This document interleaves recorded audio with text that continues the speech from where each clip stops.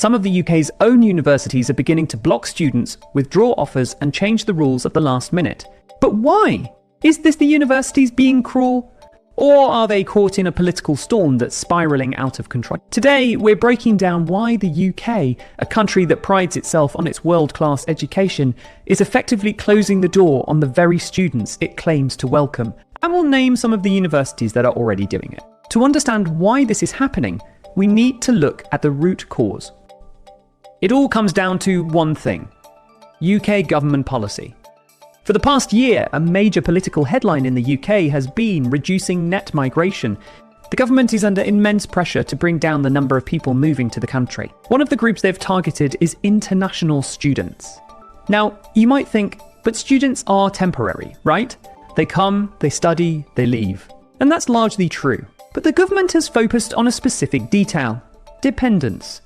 These are the spouses and children that some students, particularly those on postgraduate courses, bring with them. This new rule, which came into effect in January 2024, was the first major shot across the bow. The government's logic was that this would significantly cut migration figures. They claimed that in the year ending September 2023, 153,000 visas were issued to dependents of students. By banning them, they could make a big dent in that number. So the government made its move. But this created a huge unforeseen chain reaction that has put universities in an impossible position. And that brings us to the heart of the problem: the sponsor license. Stay with me, because this part is crucial. For a UK university to recruit any international student, it needs a sponsor license from the Home Office, the UK's immigration department. This license gives them the power to issue a vital document called a Confirmation of Acceptance for Studies, or KS. Without a CAS, a student cannot even apply for a visa. This license isn't a right, it's a privilege, and it comes with strict conditions. The Home Office constantly monitors universities. They track two key metrics: the enrolment rate, how many students who are issued a CAS actually show up and enroll, and most importantly, the visa refusal rate. If too many students who are given a CAS by a university have their visas refused by the Home Office, alarm bells start ringing. The university can be hit with sanctions, have its license suspended, or in the worst case scenario, have it revoked entirely. For a university, losing its sponsor license is a death sentence. It would mean they can no longer recruit any international students, cutting off a massive, vital stream of income. That, for many, keeps the lights on.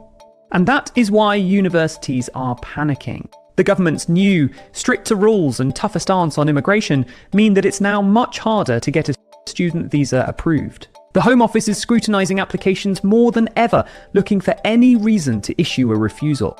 They're checking financial evidence with a fine-tooth comb and assessing if a student is genuine and truly intends to study. So, from the university's perspective, every CAS they issue is a gamble. If they give a CAS to a student who they think might be refused a visa, they are risking their own survival. Their solution? To become their own unofficial border force. They are pre-screening students more aggressively than ever to weed out anyone they deem high risk. And they're doing this in three main ways. First, money. Many universities are dramatically increasing the deposit fee they require to secure a place and get a CAS. It used to be common to see deposits of £1,000 to £3,000. Now, we're seeing numbers skyrocket. Why? A student who can pay a large deposit of, say, £5,000 or even £10,000 up front is seen as more financially secure and therefore less likely to have their visa refused on financial grounds. It's a crude but effective filter. Second, and this is the most controversial, they are banning dependents themselves. Now, you might be thinking, but didn't you say the government already did that? Yes, but the government ban is for new students on taught master's courses. It doesn't apply to PhD students or students who were already in the system. However, some universities are now applying a blanket ban. They are telling all incoming international students, regardless of their course, that they cannot bring dependents. They are even reportedly asking students to sign declarations stating they won't try to bring their family over later.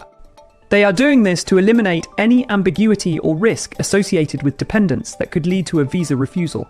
And third, the most drastic measure, Some universities have reportedly paused or completely stopped recruiting students from countries that the Home Office has internally flagged as high risk for visa refusal.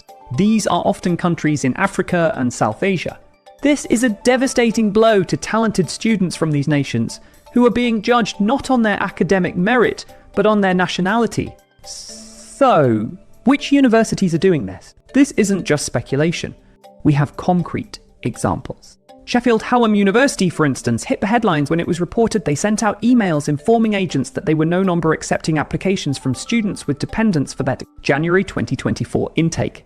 They also significantly increased their deposit requirements. Teesside University reportedly paused recruitment from several countries, including Nigeria, for certain intakes, citing a high volume of applications and implicitly the risk of visa refusals. It's not just the newer universities either. Even prestigious Russell Group institutions are tightening the screws. The University of Glasgow, for example, now requires a hefty £5,000 deposit. The University of York has also been noted that increasing its deposit to £5,000 for some courses. While they may not be explicitly banning dependents, this financial barrier serves the same purpose, filtering out students they perceive as risky. These are just a few examples. Dozens of other universities are implementing similar policies, often quietly. They are caught between a rock and a hard place. The government's harsh policies on one side and their own financial survival on the other. But in this entire equation, there's one group that gets forgotten: the student. The human being at the centre of this political and financial tug-of-war. Think about the professional from India, in her 30s, who wants to study for a master's in data science. She has a husband and a young child. The plan was always to move together, to support each other. Now, she's being told she has to leave her family behind for a year or more. Does she abandon her dream, or does she abandon her family? Think about the brilliant student from Nigeria who has secured a scholarship that covers his tuition, but he doesn't have £8,000 in cash sitting around for a sudden deposit demand. His offer is now effectively worthless. This isn't just an administrative issue, it's a deeply emotional and financial crisis for thousands.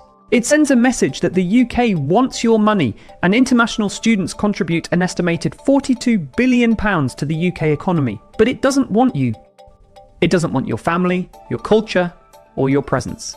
And this leads to the biggest question of all: what is the long-term cost of this strategy for the UK? By creating these barriers, the UK is damaging its reputation as a global leader in education. Students have choices. They can go to Canada, Australia, the USA, or Germany, countries that are actively trying to attract global talent. When a student has a negative, stressful, and humiliating experience before they even set foot in the country, they will tell their friends. The word will spread. The UK is risking a brain drain in reverse. It's pushing away the brightest minds who could become future innovators, entrepreneurs, and leaders. Many international students stay after graduation and contribute massively to the economy and society. The alumni who return home become powerful ambassadors for the UK, fostering diplomatic and trade links for decades.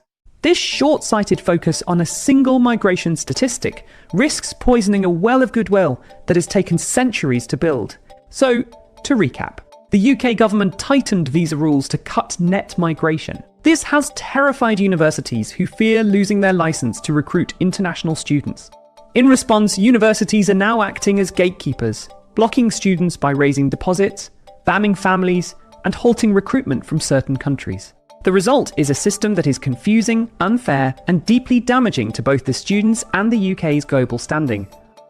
It's a classic case of a blunt political policy causing a cascade of unintended, harmful consequences. The dream of studying in the UK is, for many, turning into a bureaucratic nightmare.